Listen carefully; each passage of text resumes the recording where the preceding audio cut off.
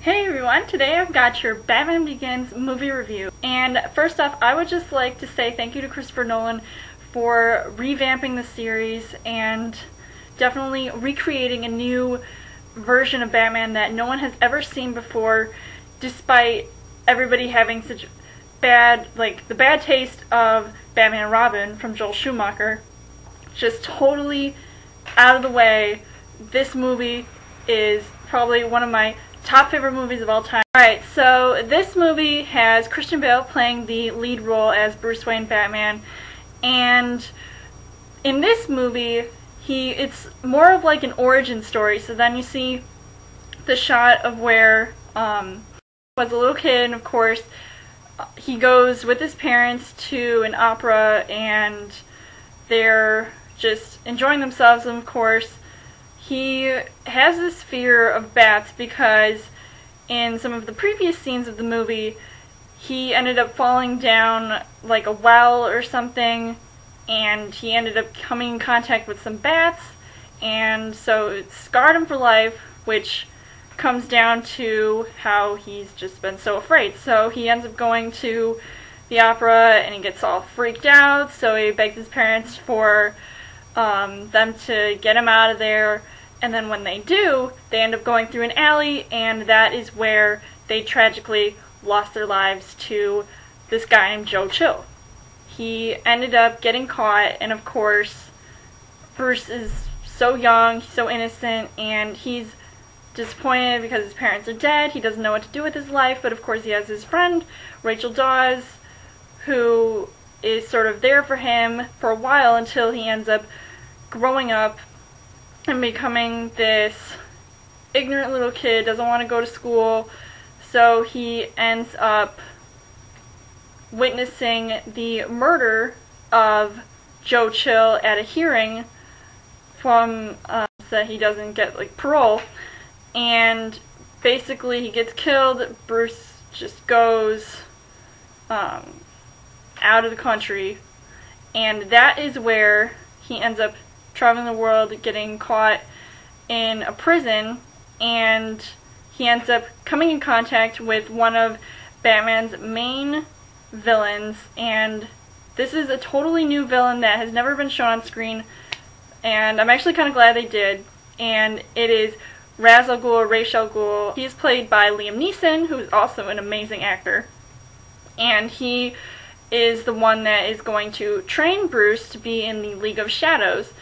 And of course Bruce isn't sure if he wants to go down that path, but he has to meet him up like in this tall sort of palace-y sort of place, and he has to bring this blue flower that apparently I'm going to talk about later on in the review about what the whole purpose of the flower is. And basically this flower has some sort of magical powers, and when Bruce brings it to Ra's al Ghul, and then they sort of start training, and of course he's gone from Gotham City for I think it was 7 years, and he has his butler Alfred, who's played by the amazing Michael Caine, and I think he's probably one of the best Alfreds I've ever seen in his portrayal of him, and he declares him dead. So basically Wayne Enterprises is going down the drain, but is being run by that guy from Blade Runner and Mr. Earl, who wants to take the company public. But of course another awesome actor who is in this movie is Morgan Freeman, who plays Lucius Fox, who sort of helps Bruce Wayne later on and gives him all the the R&D technology, and has him with all the different gadgets and gear for his Batman stuff. So then when Bruce is still gone from Gotham City, he trains with Ra's al Ghul, but then one day he just says, okay, I'm done with this, I don't want to have anything more to do with the League of Shadows, I don't want to kill anybody, and he just wants to be a good person. So he ends up destroying the palace, but he ends up saving Liam Neeson in the long run, and then he takes him to that one guy and he says, And then this one guy that he meets says like something like, I'll tell him you saved his life. And then Bruce goes back to Gotham City, big surprise, and everybody's like, oh, Bruce, I thought you were dead. And like, oh, sorry to disappoint you. And then he wants to take the company public again, and then he ends up meeting an older Rachel Dawes, who apparently has this little relationship with the district attorney from this movie, and her relationship has been a little bit rocky, and he's sort of like now getting like hold of this sort of like his playboy antics. Like he's walking around with beautiful women, he's buying hotels, and he's just doing the whole Bruce Wayne thing, and I think that was really cool. He definitely showed it well, and I really liked his different like characters, like the different sides that he plays. He can either play, you know, a really crazy like Bruce Wayne trying to buy everything that he can even though it's not for sale, or he can be the one that like has all those like philanthropic endeavors, or he can play dun dun dun dun Batman title character, and he can just have his like new awesome suit, which by the way I think looks really cool, and there's no more bloody bat nipples, just saying.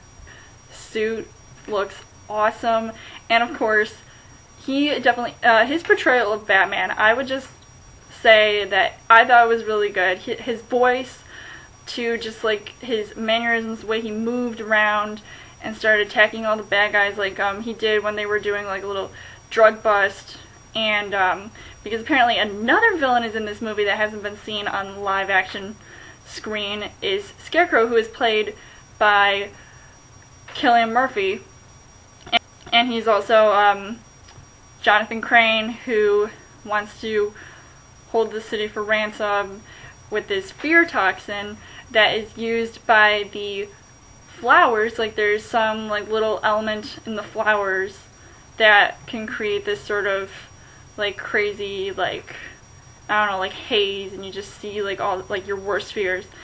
And I thought that that was really cool. It seemed a little bit more like supernatural, and I wasn't sure if it would work, because I know that originally Christopher Nolan wanted to have this more realistic feel to the Batman movies, and I love that part. I didn't really like the campy aspects of the previous movies, but he definitely showed a little sort of darker side to these films, so I really liked that aspect of it.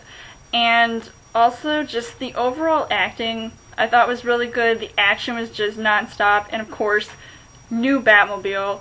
And it's not even called the Batmobile, it's called the Tumbler, and it's like this big sort of juggernaut of a vehicle, and I think this is one of my favorite vehicles. Like, it looks so, like, military-esque, and it was definitely perfect for the overall feel of the film. And Batman rides around it, like, he's flying on rooftops! And I just, oh, that was probably one of the best scenes. And of course, this was all shot down in Chicago, and just the lower whacker scenes I thought were really cool, and yeah, it was just really amazing. And when they eventually have like the fear toxin going into the entire city, it's like gonna blow, and of course Batman has to stop the train and save Rachel Dawes at the same time. And also Jim Gordon, another major character of this movie, played by Gary Oldman. I seriously thought, like, originally he looked like Ned Flanders to me, and I don't know if anybody else felt that way, but oh, he nailed his role, and I really like that, because I don't know, there's just, and I can't also picture anyone else to play Jim Gordon but Gary Oldman. He was just amazing, and how he portrayed his character just to be really like family oriented, yet he still has a job to do. He was there from the beginning when Bruce lost his parents, and I thought that that was really, really awesome.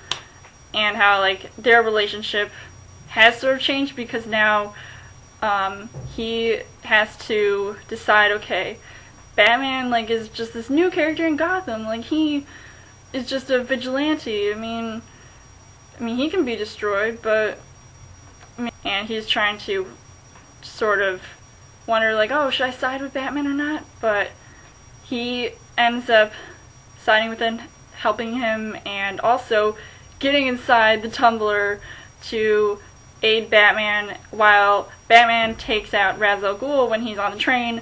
Just the whole, like, the pacing of this movie I thought was really good.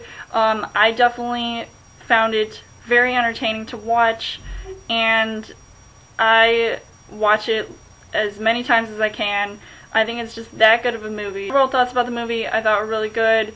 I've seen most of Christopher Nolan's movies, so I know, like, how he sort of works. And of course, his Batman movies have definitely redefined how movies should be made, and I really like that. So I would just like to say thank you to Christopher Nolan for making such an awesome Batman movie. It's really awesome. And then the ending, I won't spoil anything, but I don't know, it's too good. Like, this movie was just amazing. So I'm going to cut it short and just say that ending definitely awesome. So check it out if you haven't, because I know I'm super excited about the new movie coming out this summer. And in 50 days from now, I will be posting my Dark Knight movie review, and you guys can check that out. And you can also subscribe to my channel. I've got more movie reviews, movie updates, and come back every week for my Totally Thursday videos. You guys can also like me on Facebook, follow me on Twitter, and let me know in the comments what you guys thought of Batman Begins, and if this is your favorite Batman movie, or what is your favorite Batman movie, and if you liked these movies, Christopher Nolan's movies, compared to the original ones. And I will see you guys later.